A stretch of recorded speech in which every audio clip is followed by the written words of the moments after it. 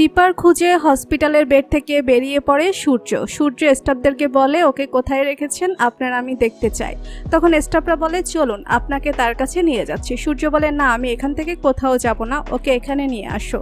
এরপর সূর্য মেসের কাঠি দিয়ে আগুন জ্বালাতে চায়, তাই স্টাফরা দৌড়ে গিয়ে ডাক্তারকে সূর্যের কথা বলে। তখনই দীপা বলে ডাক্তার সাহেব আমি গেলে উনি শান্ত হয়ে যাবে।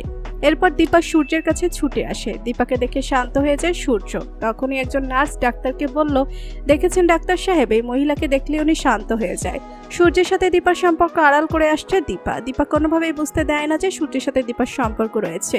এরপর দীপাকে পেয়ে বুকে জড়িয়ে ধরে সূর্য বেশ খুশি হয়ে যায় দীপাকে কাছে পেয়ে। সূর্যের সাথে দীপার সম্পর্কের রহস্য জানতে চায় ডাক্তার সাহেব, তাই দীপাকে ফলো করতে থাকে ডাক্তার। অপরদিকে সোনারূপাকে ফেলে বাড়ি থেকে বেরিয়ে এসেছিল দীপা। সোনারূপা রীতিমতো তার মায়ের জন্য কান্না করে আসছে। সোনারূপার কান্না দেখে তবলা এবং কাকাই দীপাকে খোঁজার জন্য বেরিয়ে পড়ে। খুঁজতে খুঁজতে দীপাকে পেয়ে যায়। তবলা বলে, দীপা তুমি তোমার মেয়েদেরকে একা রেখে কেন বাড়ি থেকে বেরিয়ে এসেছো? তখন দীপা বলে, আমি ডাক্তারবাবুর খোঁজে বেরিয়ে এসেছি, ডাক্তারবাবুকে পেয়ে গেলে আমার আর কোনো কিছুই লাগবে না। অন্যদিকে দীপা যে ডাক্তারবাবুর দেখা পেয়েছে সেটা তবলা এবং কাকাইয়ের কাছে আড়াল করে আসছে দীপা ভাবতে থাকে আমি সূর্যের ব্যাপারে কাউকে কিছু বলবো না, আমাকে একাই লড়াই করতে হবে। সূর্যকে সুস্থ করে বাড়িতে নিয়ে আসতে হলে সূর্যের কথা যেন ইরা এবং মিশকা কোনোভাবেই জানতে না পারে।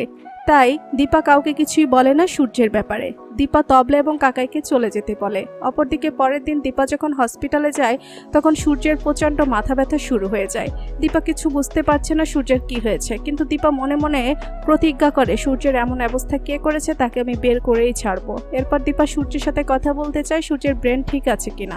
দীপা সূর্যকে জিজ্ঞেস করে আপনার বাড়ি যেতে মন চায় না, আপনার মেয়েরা আপনার জন্য অপেক্ষা করছে। আর তখনই সূর্য হেসে বলে তুমিও কি আমার জন্য অপেক্ষা করছো? তখন দীপা অবাক হয়ে যায়, ডাক্তারবাবুর কি ব্রেন ঠিক হতে যাচ্ছে? এরপর দীপাকে রুম থেকে বেরিয়ে আসার জন্য বলা হয়। তখনই সূর্য বলে তুমি আমাকে ছেড়ে কোথাও যেও না।